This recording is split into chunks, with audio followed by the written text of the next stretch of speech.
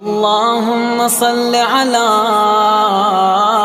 محمد وآل محمد. اعوذ باللہ من الشیطان اللعین الرجیم. بسم اللہ الرحمن الرحیم.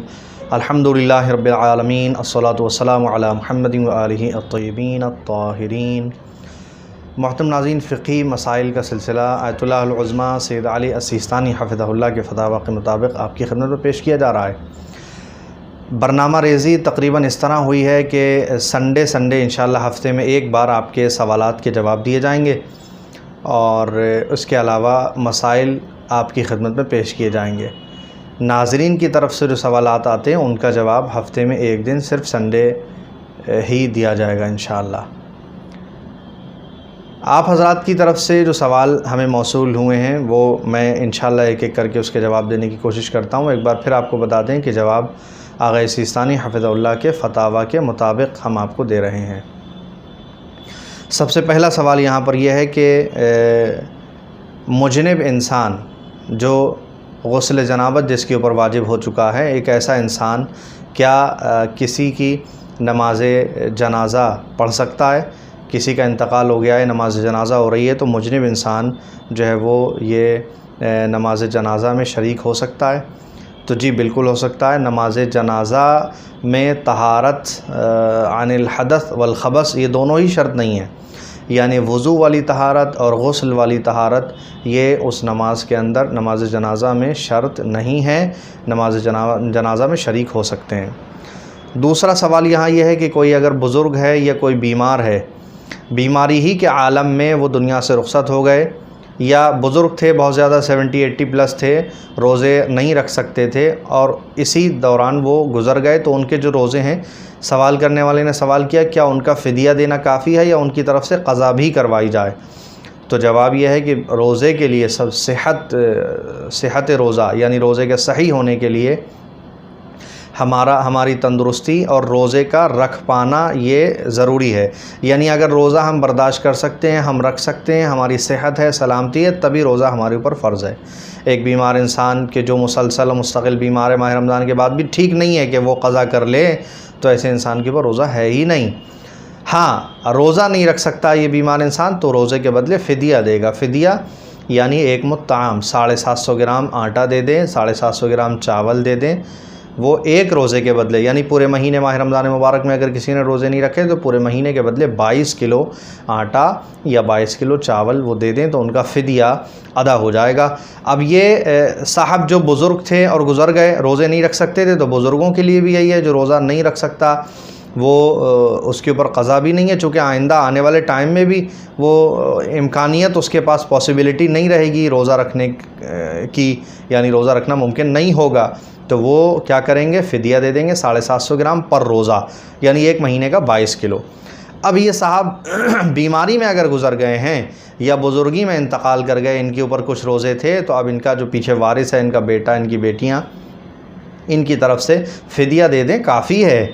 سوال یہ ہے کہ فدیہ کافی ہے یا قضا بھی ہوگی؟ تو قضا کی ضرورت نہیں ہے، فدیہ دے دیا جائے. اس کے بعد سوال یہ ہے غسل جمعہ کے حوالے سے، کیا غسل جمعہ بیری کے پتوں سے کیا جا سکتا ہے؟ ہمارے بزرگ کہتے ہیں کہ بیری کے پتوں سے کرنا چاہیے. تو دیکھیے، بیری کے پتوں سے غسل کر سکتے ہیں، کوئی حرج نہیں ہے. بس یہ ہے کہ بیری کے پتوں کی مقدار پانی میں اتنی نہیں ہونا چاہیے کہ پانی کا رنگ بو ذائقہ بدل جائے، یعنی پانی مضاف نہیں ہونا چاہیے، پانی مطلق رہنا چاہیے، صاف پانی رہنا چاہیے. بیری کے پتوں کی مقدار اتنی نہ ہو کہ وہ مضاف بن جائیں، یعنی پانی مطلق پانی ہی رہنا چاہیے، اوریجنل پانی ہی رہنا چاہیے. اگر وہ مضاف ہو گیا، رنگ بو ذائقہ اس کا بدل گیا، تو پھر جو ہے وہ آب مضاف کہلایا جائے گا اور اس سے آپ غسل نہیں کر سکتے. اگر کوانٹٹی بیری کے پتوں کی بہت کم ہے، تھوڑے سے پتے ڈالیں تو آپ اس سے جو ہے غسل کر سکتے ہیں. یہ سوال غسل جمعہ کا لکھنؤ سے غفران صاحب کا ہے، انہوں نے سوال کیا. اور بیماری اور بزرگ کے فدیے اور کفارے اور قضا کا جو سوال تھا وہ عشرت رضوی لکھنؤ سے ان کا سوال تھا. اب ہمارے پاس سوال ہے، کیا ہمیں نہانے کے لیے کیسا پانی چاہیے، کس طرح کے پانی سے ہمیں نہانا چاہیے؟ تو کس طرح کے پانی سے نہانا چاہیے، اس کے سلسلے میں روایت ہے. جہاں تک مجھے یاد آ رہا، امام نقی علیہ السلام سے ایک روایت میں نے پڑھی تھی کبھی کسی کتاب میں. تو اس میں مولا نے فرمایا کہ گنگنے پانی سے، ہلکے گرم پانی سے نہانے سے بیماریاں کم ہوتی ہیں، جو اس طرح کرے گا وہ بیمار کم ہوگا۔ تو ہمیں نہانے کے حوالے سے یہ ملتا ہے، اور معصومین علیہ السلام کے احادیث میں خلاصہ یہ ہے، پورا ایک باب ہے، آداب ہیں کہ کس طرح نہانا چاہیے، کون سے پانی سے نہانا چاہیے، کس ٹائم نہانا چاہیے۔ تو ہمیں بھرے پیٹ نہیں نہانا چاہیے اور بالکل خالی پیٹ نہیں نہانا چاہیے، اور بار بار نہیں نہانا چاہیے، ان چیزوں سے منع کیا گیا ہے۔ نارمل حالت میں ہمیں نہانا چاہیے، اور سورج سے گرم ہوئے پانی سے نہانا مکروہ ہے، ہماری اسکن کو نقصان دے سکتا ہے، جس طرح آپ جانتے ہیں کہ سورج کے گرم ہوئے پانی سے وضو کرنا بھی مکروہ ہے۔ اور مچھلی اگر کسی نے کھائی ہے، فش کھانے کے بعد ٹھنڈے پانی سے نہانا منع کیا گیا ہے کہ آپ کے لیے نقصان دہ ہے۔ سوال ہے، کیا بارش کے پانی سے انسان پاک ہو سکتا ہے؟ جی، بارش کے پانی سے انسان بے شک پاک ہو سکتا ہے۔ اور سوال کرنے والے نے سوال کیا، بارش ہو رہی ہوتی ہے، سڑکوں پہ نالیوں کا پانی بھی اس کے ساتھ ہوتا ہے، تو اگر بارش ہو رہی ہے، عینے درمیانے بارش، یعنی بارش ابھی بالفعل ہو رہی ہے اور وہ پانی جو ہے وہ نجس پانی اس کے ساتھ مکس ہے اور سڑک پہ پانی چل رہا ہے، تو بارش ہونے کی صورت میں وہ پانی پاک ہے۔ بس یہ کہ عین نجاست کے ذرات اس کے ساتھ نہیں ہونا چاہیے جو آپ سے لگیں۔ اور یہ کہ کیا بارش کے پانی سے ہمارے گناہ معاف ہو جائیں گے؟ تو ایسا بالکل نہیں ہے، ہمیں کوئی ایسی حدیث یا فتویٰ نہیں ملتا کہ جس میں یہ بیان ہوا ہو کہ بارش کے پانی سے نہا لیا تو گناہ ختم ہو جائیں گے۔ نہیں، گناہوں کے لیے ہمیں استغفار کرنا ہوگا، ارادہ کرنا ہوگا کہ ہم دوبارہ اس گناہ کو انجام نہیں دیں گے، تبھی اس کی بخشش ہوگی۔ صدف زہرا کا سوال یہاں پر یہ ہے کہ منت ہم نے منت مانی تھی کہ اپنے بچہ ہمیں ملے، اللہ دے، اور ہم جو ہے اس کے سر پہ تلوار سے ماتم کریں گے، تو اب ان کا شوہر اس بات کی اجازت نہیں دیتا، تو وہ کیا کریں؟ تو یہاں دیکھیے، منت ماننے کے لیے سب سے پہلے منت ایسی ہونا چاہیے جس میں جو شرائط ہیں ہمارے پاس نظر اور منت کے لیے، وہ یہ ہے کہ اللہ کے لیے ہونا چاہیے۔ نظر مانی آپ نے کوئی، تو وہ قربت خدا کے لیے ہونا چاہیے، اس میں باقاعدہ آپ کو کہنا پڑے گا اللہ کے لیے میں یہ کام کریں گے، تب نظر منعقد ہوگی۔ پھر اس کی شرطیں ہیں کہ آپ کا شوہر راضی ہونا چاہیے، قصد اس کے اندر شرط ہے، اختیار شرط ہے۔ ایسی چیز کی منت آپ نہیں کریں گے، منعقد ہی نہیں ہوگی جس میں آپ نے قصد نہیں کیا، قربت خدا نہیں تھی، یا ان چیزوں میں آپ کا اختیار نہیں ہے، یا آپ کی شوہر کی مرضی نہیں ہے، تو وہ منت ہوگی ہی نہیں۔ آپ کا شوہر منع کرتا ہے، کوئی بات نہیں، آپ اس کو انجام نہ دیں۔ صدف زہرا کا سوال ہے کہ بیوہ کی کفالت کوئی اپنے ذمے لیتا ہے، اور بیوہ چونکہ اس کا کوئی روزی روٹی کا سلسلہ نہیں ہے، تو کسی نے اپنے ذمے اس کی کفالت لی ہے، وہ انہیں پیسے دیتا ہے، تو بیوہ کے سال بھر کے اخراجات کے بعد اگر اس بیوہ خاتون کے پاس کچھ پیسے بچ جائیں تو کیا اس کے اوپر خمس نکالنا ہوگا؟ جی بالکل، سال بھر کے اخراجات کے بعد اگر ان کے اوپر کچھ پیسے بچ جاتے ہیں ان کے پاس، تو انہیں خمس ادا کرنا ہوگا۔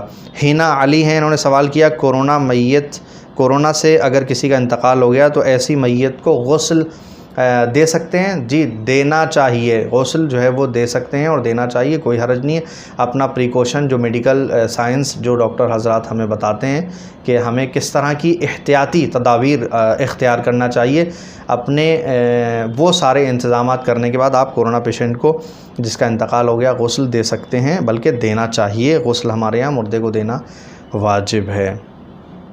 سوال عالمہ سیتھل سے ہیں، ان کا سوال یہ ہے کہ غسل کرنے کے بعد کبھی کبھی ایسے شیمپو آتے ہیں، اس میں ایسے کیمیکل ہوتے ہیں کہ ہمیں لگتا ہے کہ سر ابھی چکنا ہے، بار بار پانی سے دھونے کے بعد بھی محسوس ہوتا ہے بال ہمارے تھوڑے سے چکنے ہیں، یا اس طرح کا احساس ہو رہا ہے، تو ایسی صورت میں غسل صحیح ہے؟ جی بالکل، ایسی صورت میں آپ کا غسل صحیح ہے اور کوئی حرج نہیں ہے۔ آپ جو ہے وہ چکناہٹ ہٹا چکی ہیں، شیمپو کی اگر چکناہٹ ہے اس طرح، تو وہ اتنی چکناہٹ نہیں ہوتی جسے کہا جائے۔ اور یہ بات آپ کو مد نظر رکھنا چاہیے ناظرین کہ خواتین یا مرد حضرات جن کے بال بہت زیادہ لمبے ہوں، عام طور سے ہمارے معاشرے میں خواتین کے بال لمبے ہوتے ہیں، غسل کرتے ہوئے سر کا دھونا، سر سے چکنائی ہٹانا، سر پہ پانی پہنچانا، اس کو صاف کرنا یہ ضروری ہے۔ اگر کسی خاتون کے لمبے بال ہیں اور وہ اس کے لمبے بال سوکھے بھی رہ جائیں یا چکنے رہ جائیں تو غسل اس کا درست ہوگا، اس لیے کہ غسل میں تمام بالوں کا دھونا یا چکنائی ہٹانا یا ان کا بھگونا یہ واجب نہیں ہے. صرف سر جو سر کا حصہ ہے وہ وہاں پہ چکناہٹ نہیں رہنا چاہیے, وہ صاف ہونا چاہیے اور وہاں پانی پہنچنا چاہیے. یہ غسل میں ہمارے لیے ضروری ہے. اور اس کے بعد انہی کے سوال کا دوسرا حصہ یہ تھا کہ اگر ہم نے غسل کرنے کے بعد یہ دیکھا کہ جسم کے کسی حصے پہ میل لگا ہوا ہے, تو کیا ہمیں میل, وہ انسان کے جسم کے پسینے سے جو میل ہوتا ہے, وہ گندگی جس کو انہوں نے بریکٹ میں لکھا نجاست لگی ہوئی ہے, تو کیا غسل دوبارہ کریں گے؟ دیکھیے ہمیں یہ بات سمجھنے کی ضرورت ہے, وہ میل یا وہ پسینہ جو ہمارے جسم پر لگا ہوا ہے, وہ پسینہ خشک ہو کے میل کی شکل اختیار کر لیتا ہے, تو وہ نجاست نہیں ہوتی ہے, نجس نہیں ہوتا ہے. نجاست وہ ہے, آپ نے دیکھا نجاسات پیشاب, پائخانہ, منی, اس طرح کی چیزیں نجس ہیں. اگر یہ لگی ہوئی ہیں آپ کے جسم پر تو غسل کرنے سے پہلے آپ کو ان تمام چیزوں کا ازالہ کرنا ہوگا, اپنے آپ کو صاف کرنا ہوگا, پاک کرنا ہوگا, صابن سے نہا لیں, واش کر لیں. اس کے بعد آپ غسل کی وہ ترتیب جو آپ کو بتائی جا چکی ہے اس لحاظ سے آپ غسل انجام دیں. البتہ سوال یہ کہ میل لگا ہوا ہے تو وہ میل نجس نہیں ہے. آپ نے غسل کرنے کے بعد اگر میل دیکھا تو آپ اسے صاف کر رہے ہیں, تو ایسا نہیں ہے کہ غسل کو دوبارہ انجام دینا ہوگا. غسل آپ کا درست ہے, غسل آپ کا ٹھیک ہے. ہاں کوئی بھی چیز آپ کے جسم پہ یا اعضائے جسم پہ, پارٹس آف باڈی پہ ایسی چیز نہیں ہونا چاہیے جو پانی کو آپ کی اسکن, آپ کی کھال تک پہنچنے میں رکاوٹ بنے. اگر ایسی کوئی چیز ہے تو اسے پہلے ہٹانا ہوگا, اس کے بعد آپ کو غسل کرنا ہوگا. امید ہے سوال واضح ہو گئے ہوں گے. مزید اگر کسی کا کوئی سوال ہے تو ضرور ہمیں ارسال فرمائیے, انشاءاللہ اگلے سنڈے آپ کی خدمت میں اس کے جواب پیش کیے جائیں گے. والسلام علیکم ورحمۃ اللہ وبرکاتہ.